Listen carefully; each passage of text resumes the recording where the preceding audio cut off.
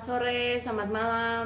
Ya, senang bisa bertemu kembali lagi dalam acara PA Online bareng seri Alkitab yang kita lakukan setiap hari Senin jam 19.30 sampai selesai. Ya, teman-teman semua, semoga sudah siap untuk menggali Alkitab hari ini. Kita akan menggali dari 2 Petrus ayat Pasal pasal 1. 1 ayat 16 sampai 21. Teman-teman yang belum baca silahkan baca dulu, masih ada waktu. Oke, nah hari ini juga kita tidak berdua. By the way, kenalin dulu, saya Roma. Saya Yulia. Kita yang akan jadi host dalam acara PA Online bareng ini. Teman-teman yang akan jadi guest. Nanti ada Pak Poldi dan juga Kak Sriata yang akan kita undang bersama. Oke teman-teman semuanya, semoga hari ini kita akan bisa menggali banyak dan mendapatkan berkat banyak. Dan teman-teman yang belum pernah memakai metode PASABDA, silakan teman-teman bisa melihat, nanti admin akan memberikan alamat untuk saudara bisa belajar tentang metode SABDA dan juga ada tutorialnya. Oke. Sebelum lebih lanjut kita akan jelaskan sedikit tentang Alkitab. Mungkin Kak Arta dan Pak Poldi mau perkenalan dulu ke kita semua supaya bisa lebih enak nanti ya teman-teman dalam penggaliannya. Silakan mungkin dari Kak Arta dulu bisa perkenalan ke kita semua. Halo, perkenalkan semua, Shalom. Perkenalkan nama saya Arta Manulang. Ya, saya tinggal di Hamburg, di Jerman. Salam kenal. Iya. Bagaimana Pak Poldi bisa perkenalan? Iya, selamat malam, Shalom.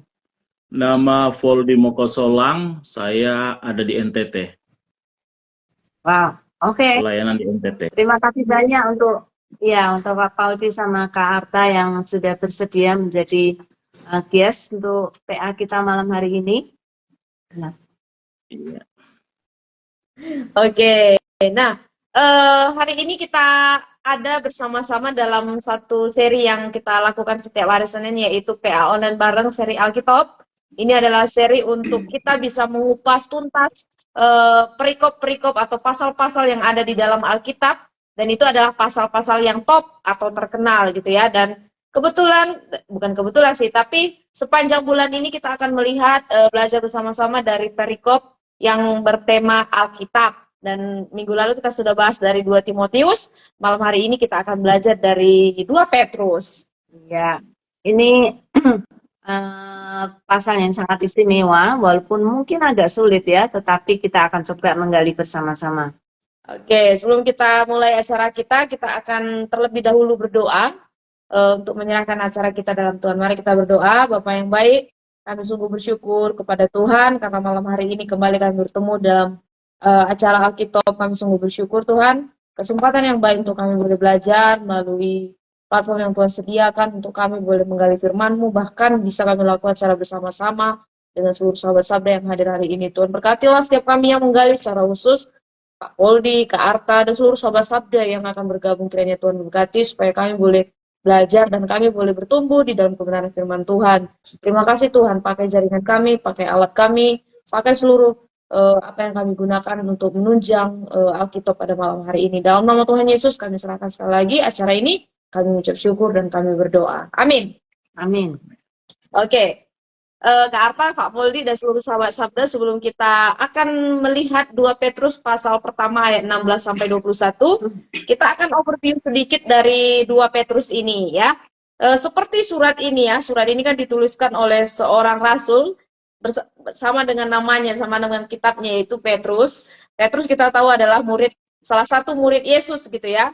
Dan dia juga menuliskan kitab yang sama atau surat yang sama, yaitu 1 Petrus. Dan 2 Petrus ini merupakan suratnya yang kedua gitu. Bahkan di ayat 1 dia memperkenalkan dirinya ya secara langsung, dia adalah rasul Tuhan. Dan ketika dia menuliskan surat ini, surat 2 Petrus ini masih punya tujuan yang mungkin hampir sama dengan 1 Petrus, yaitu untuk memberitakan tentang firman Tuhan, tentang memberikan kekuatan, juga penguatan kepada orang-orang yang ada di Asia Kecil, yang ada di beberapa wilayah, seperti kalau di 1 Petrus dikatakan Bitinia, Pontus, dan lain-lain, supaya mereka juga dihiburkan di dalam Tuhan. Ya, salah satu latar belakang yang perlu kita ketahui tentang 1 dan 2 Petrus adalah Petrus menuliskan ini sekitar tahun mungkin 65-an ya, ketika penganiayaan sedang gencar-gencarnya terjadi karena ada penguasa Kaisar Nero yang sangat kejam dan sangat tidak suka dengan orang Kristen dan mengejar-ngejar orang Kristen, sehingga banyak sekali orang Kristen yang mengalami penganiayaan yang sangat berat pada saat itu. Bahkan Petrus sendiri juga iya, dan surat ini ditulis oleh Petrus mungkin menjelang hari kematiannya dia. Dia sudah tahu dan dia sudah merasa, dan kemungkinan besar dia sudah sudah siap gitu ya untuk menerima panggilan untuk menderita bagi Kristus, dan dia tahu ini akan menjadi hal yang berat bukan hanya bagi dia tetapi juga bagi seluruh jemaat yang ada di Roma khususnya pada saat itu. Dan Petrus siap menghadapi semuanya, dan dia juga membagikan persiapan dia itu kepada semua jemaat yang juga menderita bersama-sama dengan dia. Iya, dan lebih lanjut ketika dia menuliskan surat 2 Petrus ini, dia meringkaskan tujuan dan maksudnya supaya orang-orang Kristen yang ada saat itu selain juga bertumbuh, bahkan juga tetap berakar di dalam walaupun mengalami penderitaan. Petrus menasihati supaya orang-orang Kristen juga tetap waspada di dalam pengajaran-pengajaran palsu, tidak terseret, dan juga kalau di pasal 3 dijelaskan bahwa akan ada hari Tuhan, pada waktunya Tuhan akan datang. Itu berbicara tentang kedatangan Kristus yang kedua kali. Jadi ada, walaupun cuma 3 pasal 2 Petrus ini, tapi meringkaskan banyak sekali poin inti tentang pengajaran atau dasar iman yang benar di dalam Tuhan. Ya, ini yang disebut sebagai surat yang padat berisi gitu ya. Walaupun sedikit pasalnya, tetapi isinya sungguh sangat padat. Apalagi ketika Petrus melihat kepentingan yang sangat besar, selain penderitaan, ada juga tadi sudah disebutkan oleh Roma tentang penyesatan. Ada banyak pengajaran sesat yang mulai beredar pada saat itu, khusus mereka mulai menyebarkan isu bahwa Yesus Kristus tidak akan datang gitu ya. Dan ini salah satu pembelaan Petrus kepada orang-orang yang tidak percaya akan kedatangan Yesus yang kedua kali. Oke, nah kalau kita masuk ke pasal 1 yang akan kita gali khususnya dari ayat 16 sampai 21, tapi kita lihat konteks dari pasal 1 ini sendiri tentang bagaimana salam Petrus ya, secara singkat dia katakan, dan setelah itu dia menjelaskan tentang orang-orang yang mengenal Allah yang benar itu seperti apa, dan mengenal Allah yang benar itu akan menghasilkan pertumbuhan dan akan mengubah hidup. Makanya Petrus juga menekankan untuk tetap tekun, untuk tetap hidup dalam kebajikan, hidup dalam ketaatan sebagai orang-orang yang bertumbuh di dalam iman Kristen. Dan di bagian terakhir nanti ayat 16 sampai 21, Petrus menjelaskan tentang firman Tuhan, kesaksian para rasul terhadap firman Tuhan yang itu punya otoritas mutlak. Ya, jadi Petrus 2 Petrus 1 ini yang akan kita bahas, perikop yang terakhir dari pasal 1 ini sungguh menolong kita untuk mengerti betapa gigihnya Petrus berusaha untuk meyakinkan orang-orang pada masa dia itu untuk percaya akan kebenaran firman Tuhan yang ya dan amin.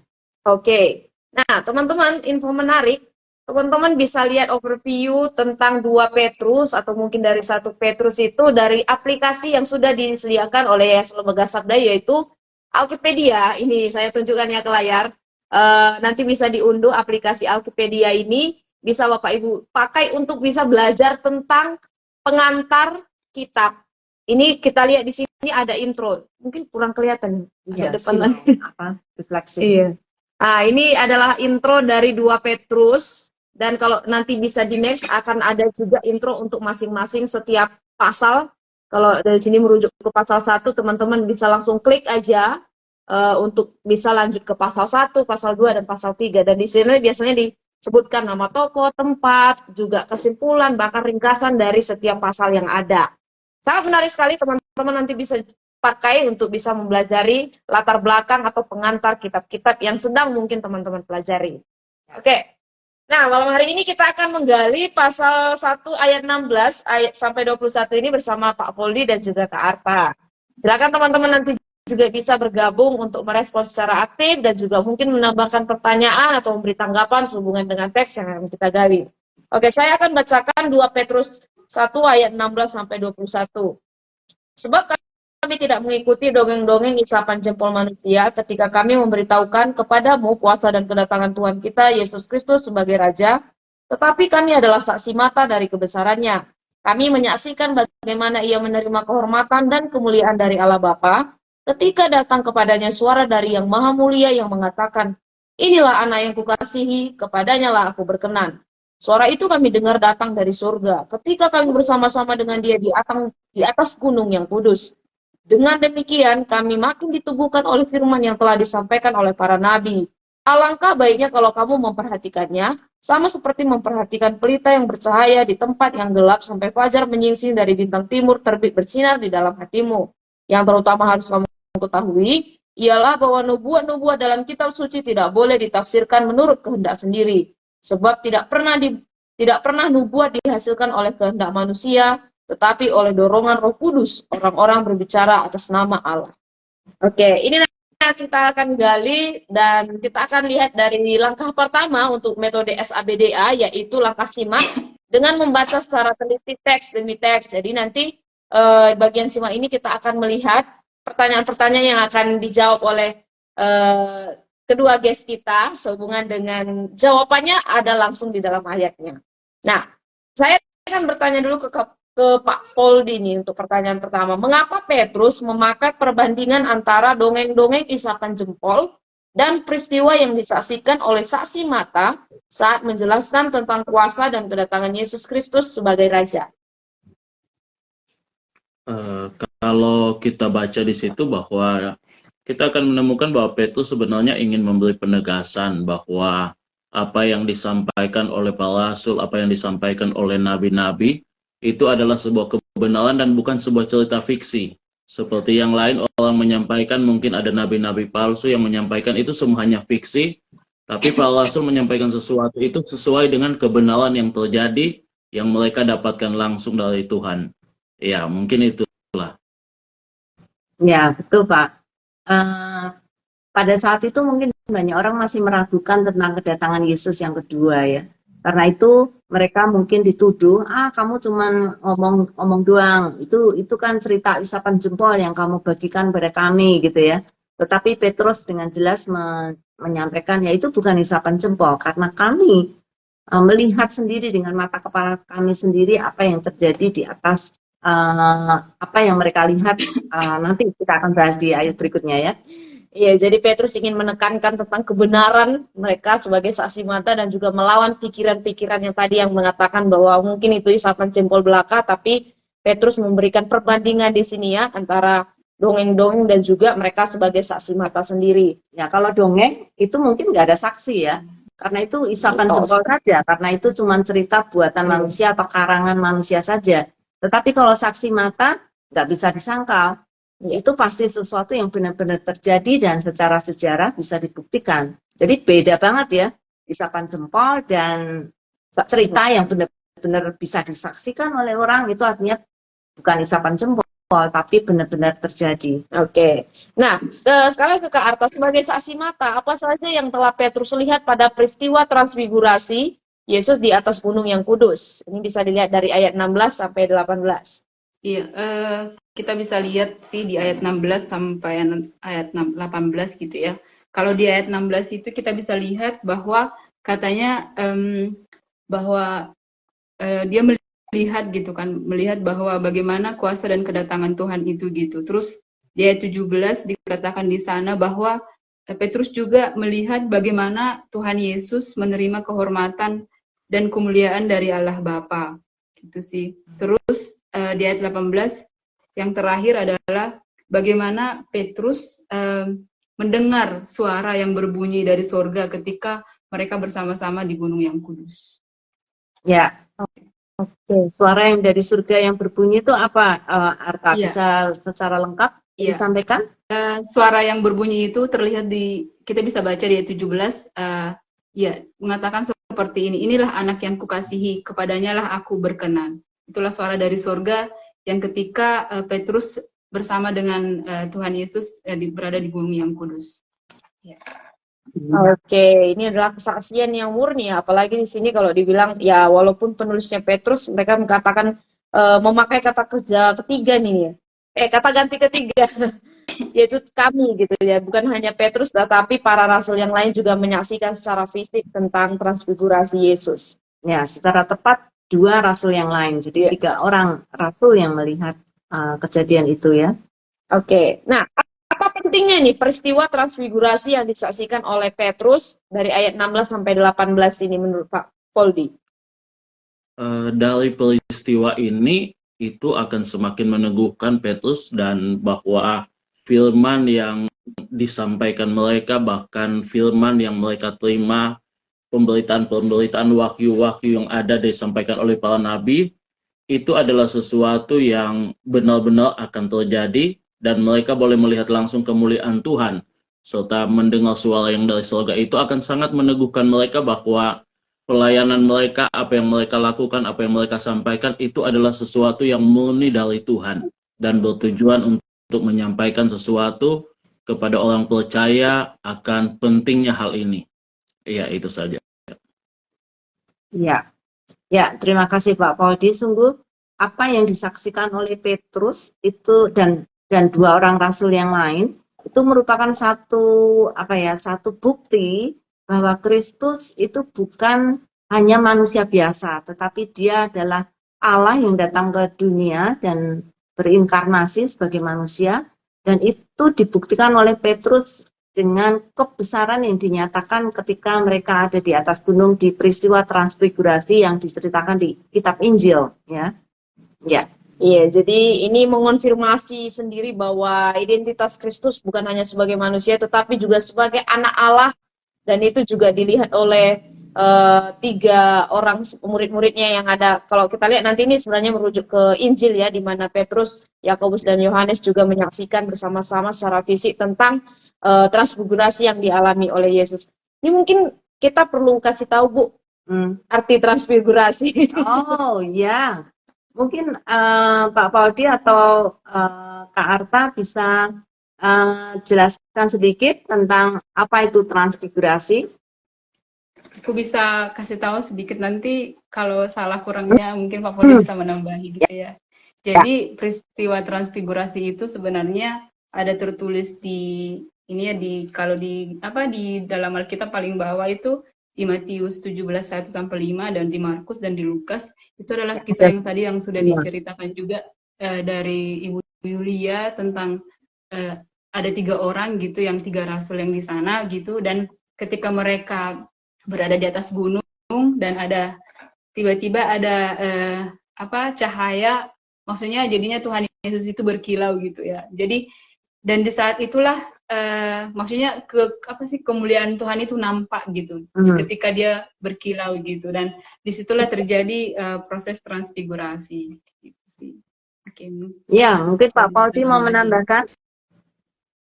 Pada dasarnya sama sih, transfigurasi adalah sesuatu yang dialami Yesus ketika dia ada di atas gunung, di mana Yesus akhirnya mengenakan tubuh kemuliaannya dan terpancar kemuliaan Tuhan dari apa yang bisa dilihat oleh murid-muridnya pada saat itu. Iya. Ya, transfigurasi sendiri ada 2 kata ya, trans dan figurasi, figur atau bentuk gitu ya. Trans, Tuhan melewati bentuk yang saat itu menjadi manusia, tetapi dia nampak di dalam tubuh kemuliaan yang makanya tadi Arta berkata tubuh Yesus seperti bersinar-sinar gitu ya, cemerlang luar biasa, melebihi kain putih yang bisa dicemari. Kain putih yang sudah di bleach dikasih pemutih lebih putih daripada itu gitu ya. Jadi Tuhan sungguh nampak luar biasa di dalam tubuh kemuliaan yang dinyatakan oleh Allah Bapa ya.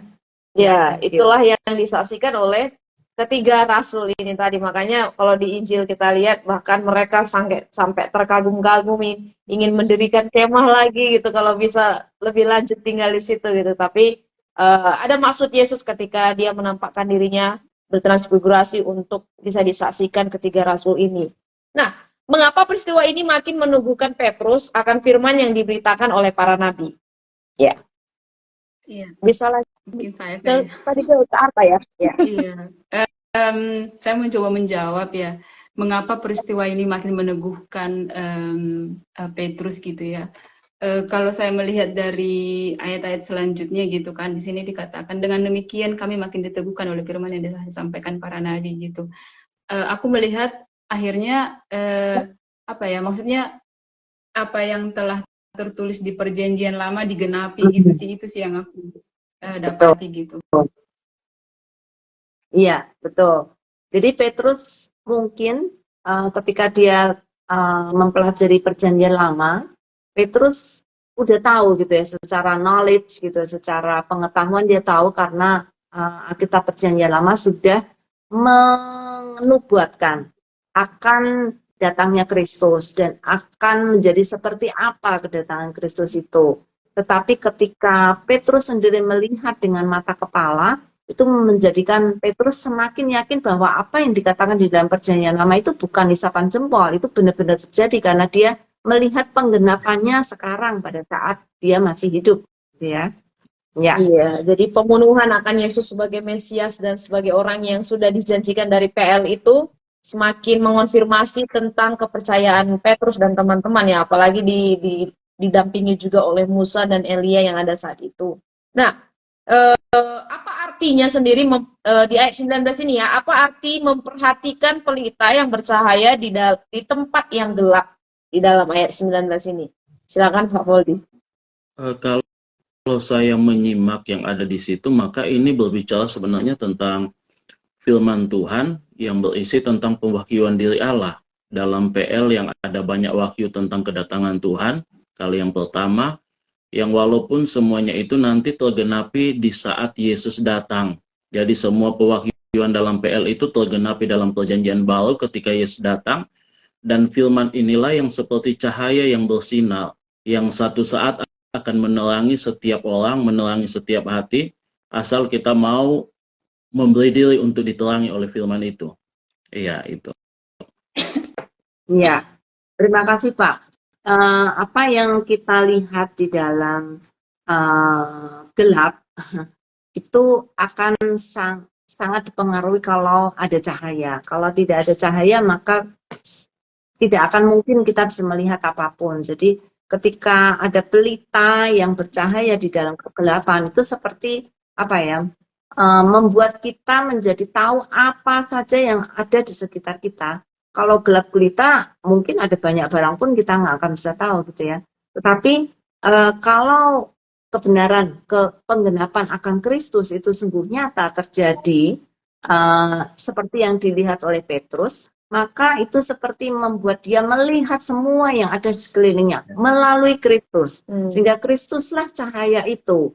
Kalau tidak ada Kristus, kita nggak bisa melihat apapun juga.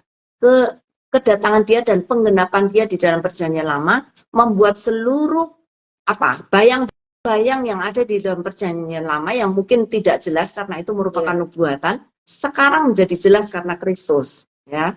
Oke, jadi baik tipologi, baik juga bayang-bayang dan lain sebagainya yang ada di PL yang sebenarnya sudah tapi belum digenapi 100%, akhirnya terlihat ketika Yesus Kristus datang ke dunia. Bahkan di dalam perjanjian baru pun belum 100% ya Pak Paul di penggenapan itu ya. Masih ada satu yang belum digenapi oleh Kristus. Apa itu Pak? Ya. Kedatangan kedua kali. Amin. Ya, amin. Seluruh penggenapan belum terjadi, semuanya sudah terjadi kecuali satu. Kedatangan Kristus yang kedua. Ya. Oke, dan itu yang dibahas Petrus juga di pasal 3. Iya. Nah, itu juga yang menjadi keraguan dari banyak orang ya. Kita belum lihat dia datang. Ya, belum. Kalau dia datang, mas semuanya nanti habis. Ya. Oke. Nah, Kak Arta, menurut nubuat-nubuat dalam kitab suci, mengapa nubuat-nubuat dalam kitab suci tidak boleh ditafsirkan menurut kehendak sendiri? Kalau kita lihat dari ayat 20 sampai ayat 21. Iya, ayat 20-21 sebenarnya jawabannya juga ada langsung di dalam ya gitu. Karena kenapa tidak boleh ditafsirkan dengan kehendak sendiri? Karena memang ini dengan dorongan Roh Kudus gitu. Maksudnya ketika kita sedang menafsirkan Alkitab, sebenarnya kita itu tidak, maksudnya kita tidak mengandalkan mengandalkan diri kita sendiri gitu, tapi kita mengandalkan Roh Kudus gitu. Gitu sih, karena Roh Kudus lah yang mendorong kita untuk mengerti apa yang ada tertulis di dalam Alkitab gitu. Oke. Jadi bukan berdasarkan kehendak sendiri tetapi oleh dorongan Roh Kudus gitu ya. Jadi nubuat dalam kitab suci tidak boleh ditafsirkan karena sumber nubuat itu berasal dari Roh Kudus sendiri yang memberikan pewahyuan ilahi oleh Allah kepada para nabi melalui karya Roh Kudus. Dan ini sekaligus membuktikan bahwa Alkitab itu bukan tulisan manusia. Alkitab itu adalah Allah sendiri yang turun menuliskannya melalui para penulis-penulisnya, melalui nubuatan-nubuatan yang Tuhan berikan pada mereka, sehingga mereka bisa menuliskan. Itu membuktikan sekali lagi firman yang kita baca, Alkitab yang kita baca itu bukan tulisan manusia semata, ya, tetapi tulisan Allah melalui para penulis Alkitab. Iya, jadi ini akan sama-sama menekankan kepada kita bahwa firman itu 100% mutlak karena ditulis oleh melalui karya Roh Kudus dan bukan atas kehendak manusia, karena kehendak manusia itu sangat terbatas. Gitu. Nah, kita coba sudah lihat untuk bagian simaknya karena kita sudah melihat dari ayat 16 sampai 21 secara cepat gitu ya untuk masing-masing ayat. Nanti kita akan masuk ke langkah berikutnya itu analisa. Ini di bagian ini kita akan meneliti lebih dalam tentang perikop yang sedang kita gali. Tetapi ada teman-teman di rumah nih yang sudah memberikan respons dan pertanyaan. Ini ada pertanyaan dari saudara Nikos. Apakah setelah menerima surat ini, orang-orang yang sebelumnya meragukan Petrus langsung menjadi percaya?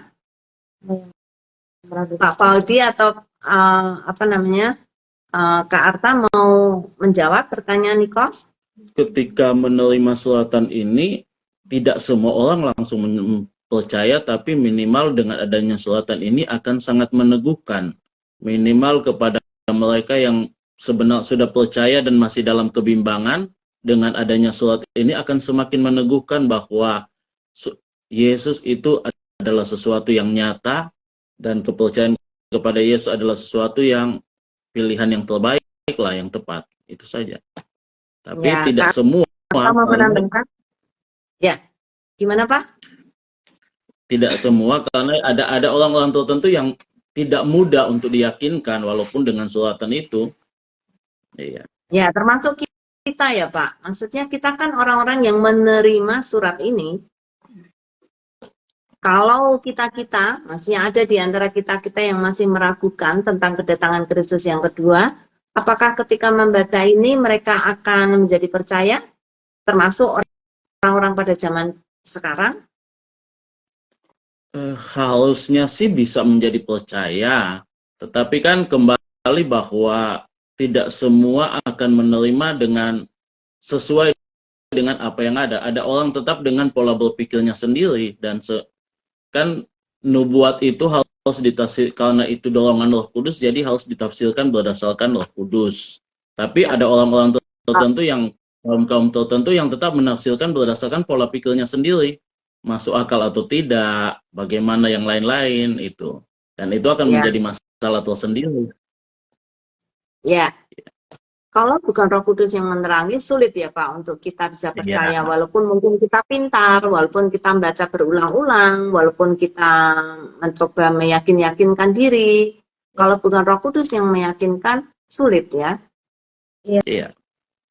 Roh Kudus yang bekerja menggerakkan hati setiap orang, apakah orang bisa percaya kepadanya, Roh Kudus yang menggerakkan. Nah, ada satu tanggapan dari Pak Gotes Willy, firman Tuhan adalah pelita dan terang bagi jalan kita. Ya, ini terambil dari Mazmur 119 ayat 105 dari Puspita. Menanggapi, ada yang bilang ke saya dulu, Alkitab adalah surat cinta Tuhan kita. Ya. Ada satu pertanyaan nih, Pak Poldi dan Kak Arta, mungkin Kak Arta bisa jawab dulu dari Budepura. Bagaimana membedakan ketika kita menafsirkan nubuat dalam firman Tuhan dengan kehendak sendiri dan dalam pimpinan Roh Kudus meski menggunakan sumber-sumber studi Alkitab yang valid? Iya,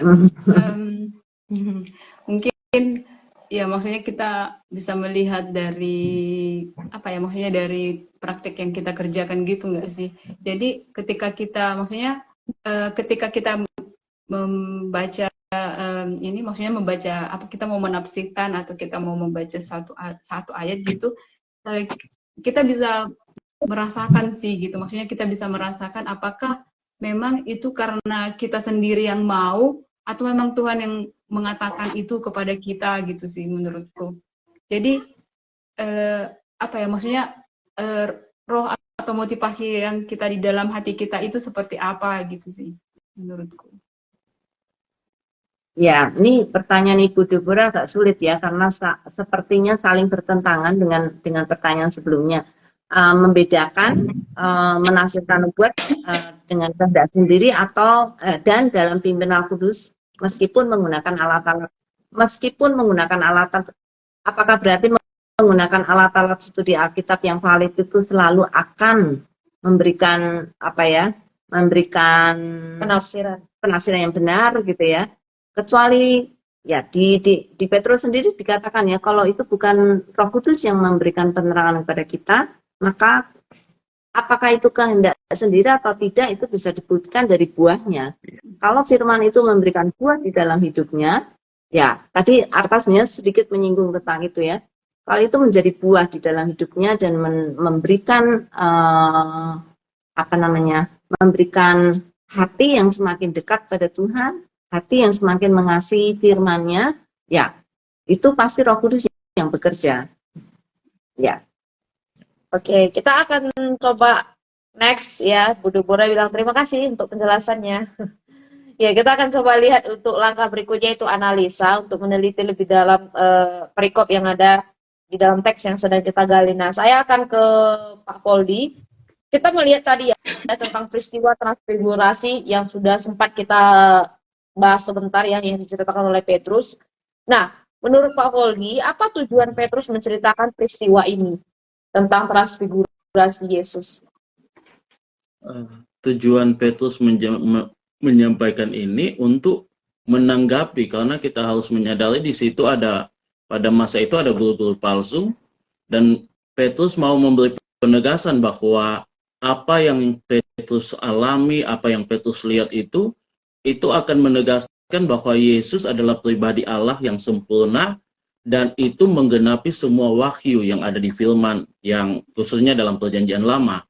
Dan dengan adanya peristiwa ini juga memberi penegasan bahwa para rasul atau penulis-penulis Alkitab itu adalah orang pilihan Allah yang ketika mereka menulis Alkitab itu ada dorongan Roh Kudus dalam tuntunan Roh Kudus. Sehingga firman yang mereka tulis itu bukan hasil pemikiran sendiri, tapi buah karya Roh Kudus sebenarnya. Iya, itu saja sih saya melihat dari situ. Ya, mungkin Pak Poldi ingat ya dulu ketika peristiwa itu terjadi antara Petrus, Yohanes, dan Yakobus, diberikan peringatan oleh Yesus. Ingat nggak Pak? Apa peringatannya?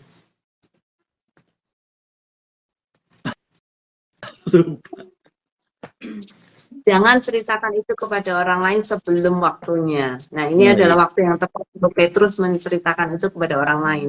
Iya. Oke. Iya, kita harus lihat lagi ke Injil ini yang ditanyakan oleh Ibu Yulia tadi. Jadi beberapa poin yang diceritakan Petrus tentang pentingnya tentang transfigurasi Yesus tadi, Pak Poldi sudah menegaskan tentang penegasan bahwa Yesus adalah anak Allah yang digenapi dari Perjanjian Lama, dan ini adalah penggenapan janjinya, dan juga sebagai mengukuhkan iman Petrus sendiri dan para rasul bahwa apa yang mereka saksikan secara mata itu benar-benar bukti bahwa Yesus adalah Tuhan yang dijanjikan dari Perjanjian Lama. Nah, menurut Kak Aka, apa hubungan peristiwa transfigurasi Yesus ini dengan doktrin otoritas Alkitab? Ya, hubungan peristiwa transfigurasi dengan doktrin Alkitab ini. Jadi transfigurasi maksudnya tadi itu kan maksudnya jadi kan doktrin Alkitab itu jadi hubungannya itu adalah bahwa kita bisa melihat dari transfigurasi ini dan doktrin Alkitab bahwa di situ terjadi maksudnya yaitu inspirasi gitu, inspirasi dari bagaimana Tuhan menyampaikan, maksudnya jadi dari hal ini kita bisa melihat bagaimana hubungan antara pernyataan dan inspirasi gitu. Maksudnya dari hal ini kita bisa melihat pengalaman langsung dari mereka yang menuliskannya gitu. Ya, dari nubuatan yang sudah ada di dalam Perjanjian Lama dan sekarang menjadi kenyataan, ini merupakan satu keyakinan bahwa firman Tuhan yang ada di Perjanjian Lama itu bisa dipercaya dan itu sangat relevan dengan apa yang saat ini sedang diragukan oleh banyak orang gitu ya, yang dilakukan khususnya pada saat Rasul Petrus masih hidup, banyak orang meragukan itu. Tetapi karena ada banyak orang Yahudi hanya percaya kepada Perjanjian Lama tapi belum percaya kepada Perjanjian Baru. Jadi ketika Petrus menceritakan ini, Petrus ingin meyakinkan bahwa firman-Mu yang kamu percaya di dalam Perjanjian Lama, itu sekarang sudah digenapi di dalam diri Yesus Kristus. Dan di dalam Perjanjian Baru inilah seluruh penggenapan Perjanjian Lama dipenuhi oleh Kristus. Ya, jadi firman yang ada di Perjanjian Lama dan firman yang di dalam Perjanjian Baru itu merupakan satu lanjutan, sehingga tidak perlu diragukan lagi bahwa Kristus adalah penggenapan di dalam Perjanjian Baru. Iya, iya. Kita percaya bahwa Alkitab atau pernyataan khusus Allah itu ya melalui Alkitab adalah wahyu yang diilhamkan oleh Roh Kudus gitu ya, dan firman Tuhan dari Perjanjian Lama sampai Perjanjian Baru itu nggak bertentangan sama sekali, tetapi ada kelanjutan dan ada penggenapan ya, bisa dikatakan mungkin di Perjanjian Lama nubuat, Perjanjian Baru adalah penggenapan. Dan ketika Petrus sebagai saksi mata pun mereka sudah menemukan bahwa apa yang mereka percaya di Perjanjian Lama itu ternyata digenapi oleh Yesus Kristus. Bahkan tokoh yang ada itu pun adalah dari Perjanjian Lama. Ini kalau bukan satu kesatuan yang tidak terpisahkan, nggak mungkin kita percaya kepada otoritas Alkitab. Tetapi Petrus melalui kesaksiannya dan melalui yang dituliskan dalam surat ini mengatakan bahwa firman Tuhan itu 100% adalah firman Allah, firman isi hatinya Allah yang diturunkan kepada manusia. Karena itu kita tidak bisa hanya mempercayai Perjanjian Lama, harus dua-duanya. Kalau Perjanjian Lama, kita harus melihat apa kesinambungan dari Perjanjian Lama. Kalau hanya berhenti di Perjanjian Lama, berarti semua orang seperti orang Yahudi masih menunggu kedatangan Mesias, bahkan sampai detik hari ini. Oke. Nah, ya, apa pentingnya nih sekarang? Apa pentingnya memiliki keyakinan kepada Alkitab dengan kokoh? Apa pentingnya punya keyakinan yang kokoh kepada Alkitab? Mungkin Pak Poldi bisa menjelaskan kepada kita. Keyakinan yang kokoh akan Alkitab adalah sesuatu yang sangat penting, karena bagi saya itu akan sangat menolong kita untuk percaya kepada Alkitab yang adalah firman Allah.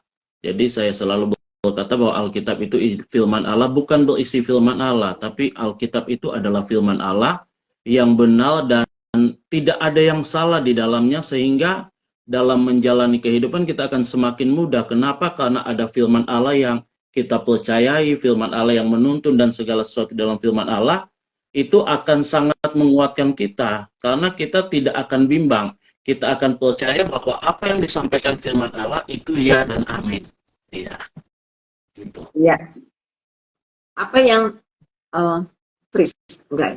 apa yang diyakini oleh Petrus yang dia sampaikan kepada pendengarnya yang saat itu masih ragu-ragu apakah betul Perjanjian Baru atau apakah betul Kristus itu adalah kesinambungan dari Perjanjian Lama, itu menjadi satu tantangan bagi mereka ya.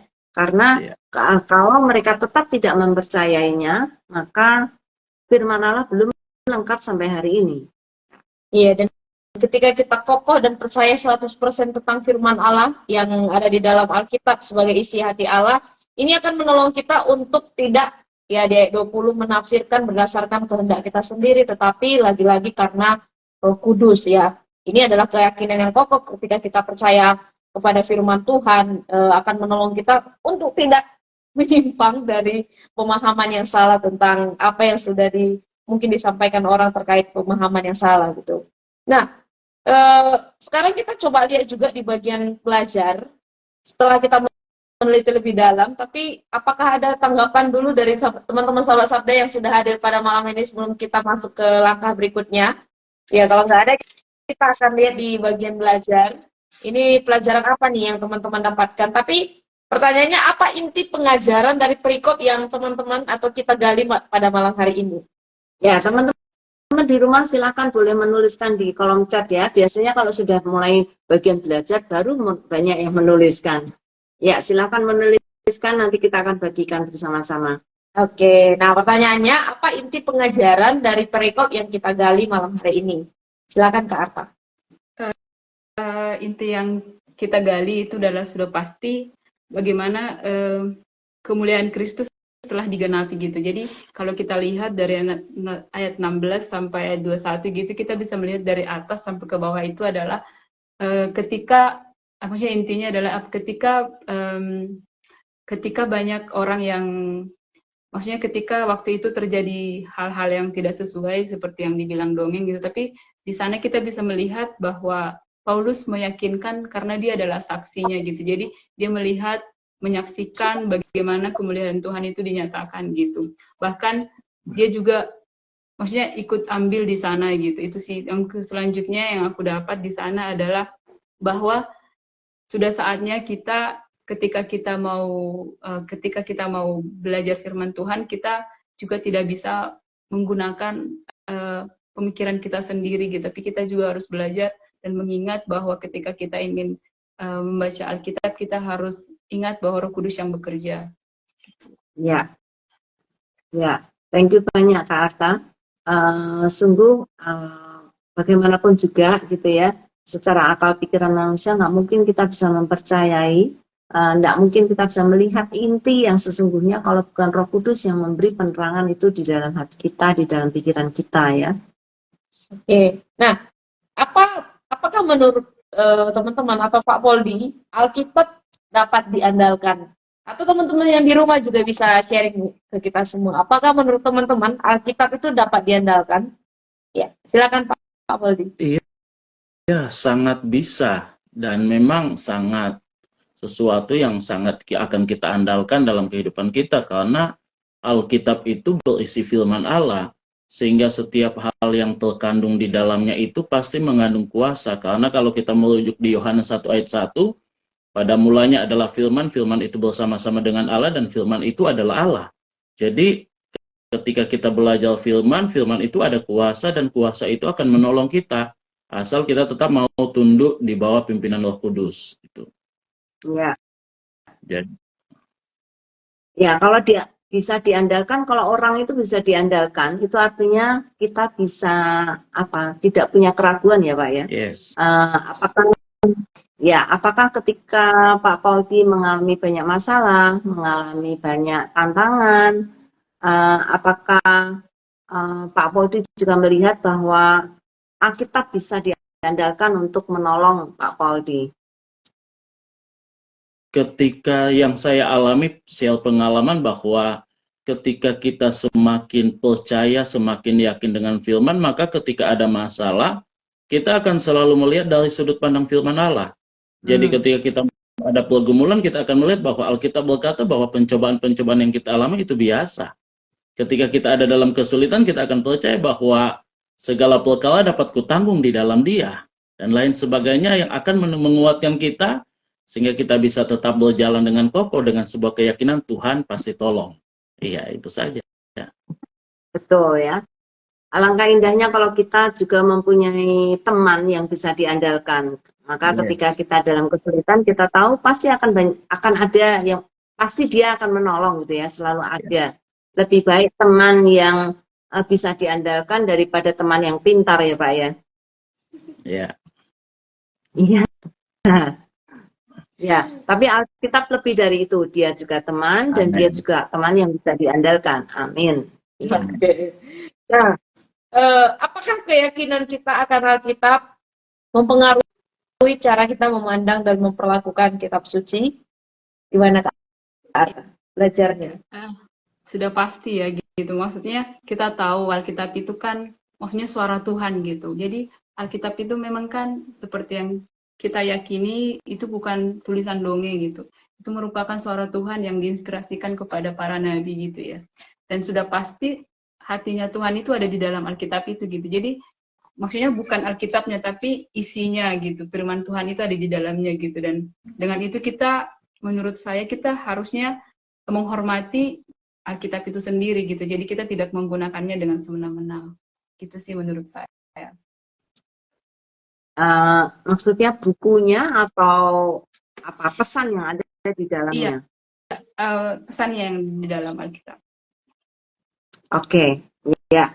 Oke, jadi karena keyakinan itu menuntut kita untuk menghargai setiap pesan firman Tuhan, bahkan mungkin juga studi lebih lanjut untuk bisa mempraktekkan apa yang kita pelajari.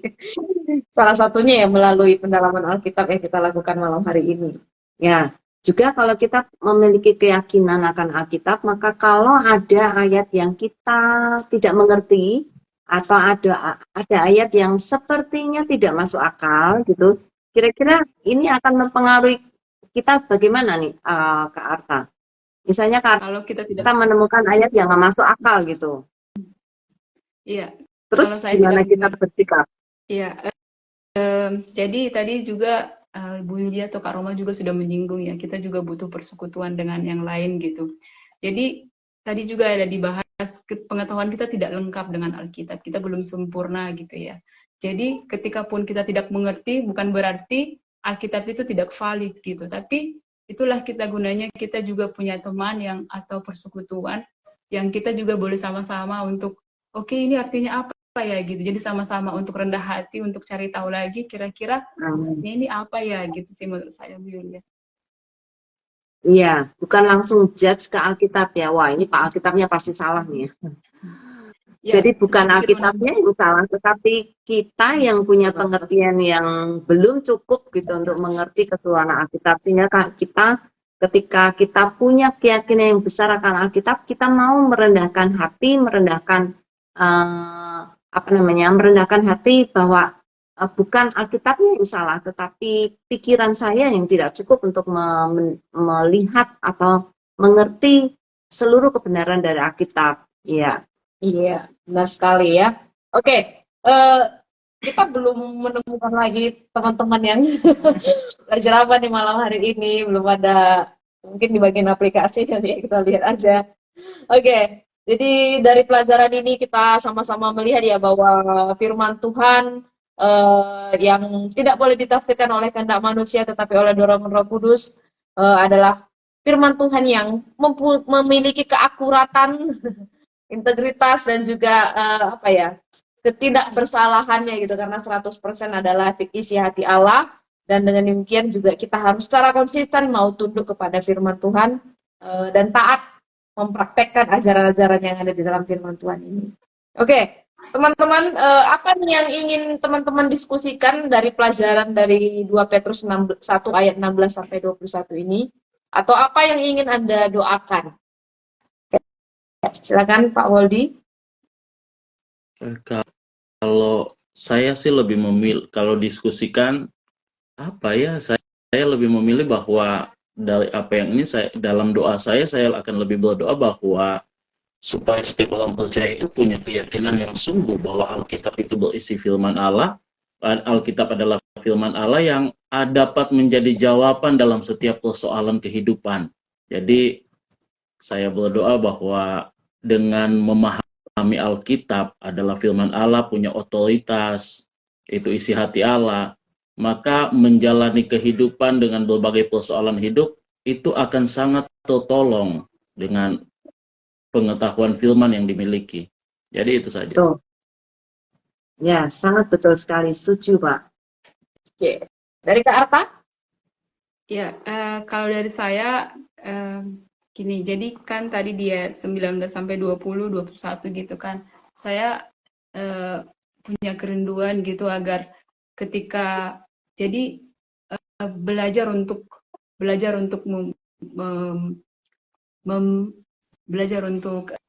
maksudnya lebih tekun gitu loh untuk membaca Alkitab gitu. Jadi apalagi maksudnya kan kita suka oke ambil ayat ini, ambil ayat itu gitu. Jadi ketika memperhatikan ini kan kita lebihnya berhati-hati gitu. Apakah memang Roh Kudus berbicara kepada saya ketika saya mengatakan atau apakah enggak gitu. Jadi dari sini saya melihat bahwa bagaimana seharusnya kita sebagai orang percaya untuk tekun untuk lebih cari tahu lagi tentang isi hati Tuhan di dalam Alkitab itu sendiri. Ya, betul. Ada banyak bagian yang kita nggak ngerti ya tentang Alkitab. Mungkin sampai mati pun masih ada banyak bagian dari kitab suci yang masih belum dimengerti oleh manusia secara full atau secara penuh, gitu ya. Tetapi dengan kerendahan hati kita terus belajar, seperti tadi Arta bilang, terus belajar dan mencoba mengerti dengan bantuan Roh Kudus, sehingga kita dari apa yang sedikit yang kita tahu ini kita bisa melihat keseluruhan kebenaran Alkitab sedikit demi sedikit ya. Thank you Kak Arta, Pak Poldi. Dan sebelum kita tutup, mungkin Pak Poldi dan Kak Arta bisa sharing ke kita semua aplikasi apa yang akan dilakukan dari penggalian Alkitab kita malam hari ini. Ya, balik ke Pak Poldi lagi. Hal yang saya dapatkan dan ingin saya aplikasikan bahwa dari apa yang saya pelajari, apa yang kita bahas, bahwa saya akan lebih menguatkan percaya saya akan firman dan belajar taat kepada firman sekalipun kadangkala isi firman itu bertentangan dengan keinginan kita, tapi karena itu firman Allah, belajar lebih tunduk kepada firman Allah daripada mengikuti keinginan kita. Itu saja. Ya. Oke, thank you Pak. Dari Kak Arta? Iya. Kalau dari saya, maksudnya lebih ke umum sih gitu. Jadi melihat di sini maksudnya melihat di sini gitu semakin banyak yang kita tidak percaya lagi gitu tentang Tuhan itu ada atau enggak gitu sih. Kurang tahu ini bisa nyambung atau enggak, tapi menurut saya kedatangan Tuhan yang kedua kali itu menurut saya ada hubungannya sih gitu. Jadi aplikasi yang mau saya inikan itu adalah bagaimana meneguhkan, maksudnya antara teman-teman sekitar saya gitu, bagaimana meneguhkan kalau Tuhan itu benar-benar ada gitu sih. Itu aplikasi yang pertama. Yang kedua, saya akan belajar kembali gitu, bagaimana saya tunduk kepada firman Tuhan gitu, bagaimana saya mau tekun lagi untuk belajar firman Tuhan. Itu aja. Ya.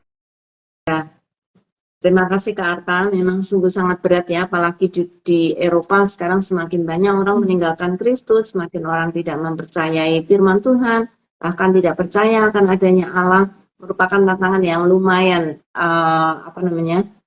lumayan berat ya untuk Kak Arta. Tapi kita akan berdoa supaya Kak Arta terus tetap memegang iman kepercayaannya di tengah-tengah orang yang tidak percaya. Ya. Oke, nah teman-teman pasti juga belajar banyak malam hari ini. Mungkin saking banyak yang perlu direnungkan lagi, diresapi lagi. Ya, belum mengirimkan pelajaran penting yang didapatkan, tapi saya percaya teman-teman pasti diteguhkan lagi melalui satu nats yang sangat luar biasa yang membuat kita semakin kokoh lagi tentang firman Tuhan sebagai otoritas mutlak dari Allah yang diberikan kepada manusia, yaitu karena ini kalau bukan karena kasih Allah yang begitu besar bagi kita mungkin tidak sampai sekarang bisa mengetahui firman Tuhan, tapi karena begitu besarnya kasih Tuhan, Tuhan datang sendiri dan juga memberikan firman-Nya melalui para penulis Alkitab untuk kita bisa kenal siapa Dia gitu. Tanpa firman Tuhan kita nggak bisa mengenal siapa Allah yang kita percaya dalam Yesus Kristus. Thank you. Sebuah pelajaran yang sangat mengesankan sekali dan saya sendiri juga belajar banyak ya untuk tetap taat kepada otoritas firman Tuhan, kepada sumber-sumber yang terpercaya, apalagi di sini Petrus sudah menjelaskan bahwa dia adalah saksi mata dan terus tunduklah di bawah firman Tuhan dan kokoh, jangan sekalipun mau untuk disesatkan atau mau meragukan tentang Tuhan dan juga tentang firman-Nya, tetapi terus menjadikan firman Tuhan sebagai standar kehidupan saya. Ya. Terima kasih Pak Poldi dan Kak Arta yang sudah memberikan berkat-berkatnya pada kita pada malam hari ini. Saya belajar dari Pak Poldi bahwa firman Tuhan itu bukan hanya sekedar sesuatu keyakinan saja yang kita yakini, tetapi karena tadi Pak Pauldi menyebut ada kuasa di dalam firman Tuhan. Saya kira itu yang menjadi sangat berbeda ya.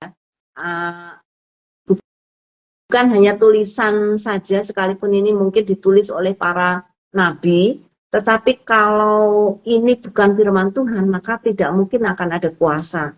Tapi tadi Pak Poldi menyebutkan ada kuasa di dalam firman Tuhan. Nah itu, saya kira itu yang menjadikan firman Tuhan itu sangat istimewa, karena ini adalah firman Allah sendiri, dan di dalamnya berisi kasih karunia Allah yang luar biasa bagi manusia. Dan bukan hanya itu, dialah yang firman inilah yang mengubah hidup kita gitu ya. Hidup yang dulu di dalam kegelapan sekarang bisa melihat kepada terang itu. Itu sungguh luar biasa. Dan bagi mereka terkhusus mungkin Pak Pauldi dan juga Kak Arta yang sudah merasakan kuasa firman Tuhan itu, wow, belajar firman Tuhan itu bukan sesuatu yang tidak menyenangkan, malah justru sesuatu yang luar biasa yang kita bisa melihat, wow, segitunya gitu Allah memberikan rahasia kebenaran Dia sehingga kita yang tidak layak untuk menerima kita bisa melihat kebenaran itu. Dan saya bersyukur karena tadi Kak Arta juga menolong saya untuk mengingatkan saya lagi bahwa untuk mengerti firman Tuhan kita perlu rendah hati.